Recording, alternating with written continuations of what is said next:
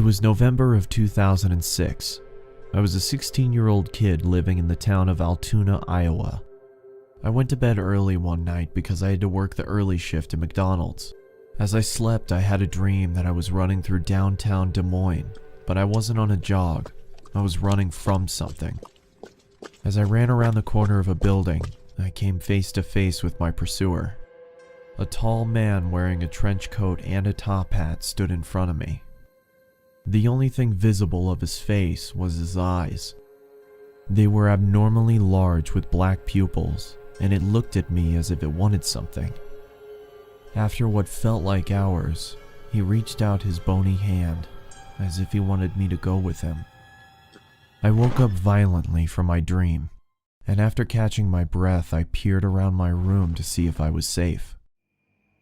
As I stood up from my bed, I noticed that I could see my breath. Feeling confused, I checked my window.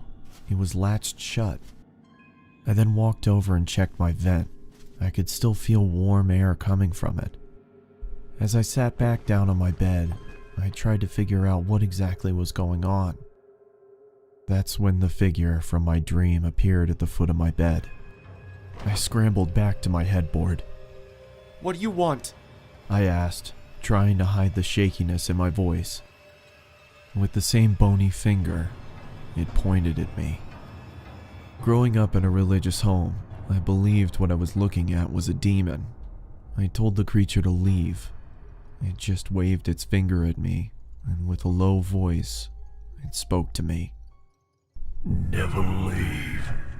Always here." The creature then screamed loudly and disappeared. A feeling of nausea came over me, and I vomited on my floor.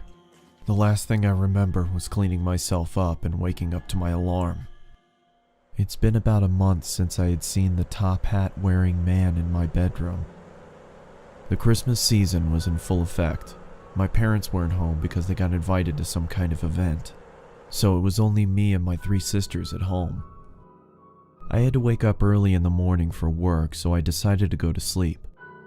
I rested my head on my pillow and closed my eyes. Not even 30 seconds passed until my sisters burst into my room and started singing obnoxious songs. This of course made me very angry, but I thought if I ignored them that they would leave me alone. This was not the case. As I pulled the blankets over my head, I started to feel the same cold feeling that I had in November. As the obnoxious singing subsided, I lowered the blanket below my eyes and saw the man standing in the corner of my room. In one swift motion, he charged towards me, and I blacked out. When I finally came to, I found that my sisters had locked themselves inside the bathroom. As I knocked on the door, they told me to go away. I asked them what happened, and all they could say was Mom and Dad were on their way home. I looked down and saw that my hand was slightly bloody. Holes were in the bathroom door, and a broom was sticking out of the wall. I then walked into the living room and found that there were knives stuck into the wall as well. The same wave of nausea passed over me, just like in November, and I threw up again. As I was cleaning up, my parents walked through the door. My father immediately walked over to me and gave me a good beating. Then he sent me to my room. I went to bed crying. Not from the beating. I was crying because of the confusion. I had no idea what was going on. The next morning, my sisters reluctantly sat next to me and told me what had happened.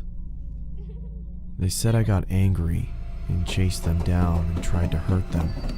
They said my eyes were red to the point where they thought I was bleeding from them. They said I sounded like a different person. In 2011, that was the last time I saw the top hat wearing man. I just moved into a new apartment, and after a long, stressful day of unpacking, I took a shower and got ready for bed.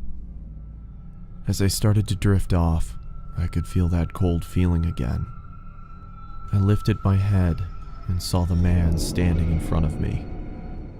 The man's eyes were red now. With a low voice, just like on that November night, it looked at me and said, Never leave. Always here.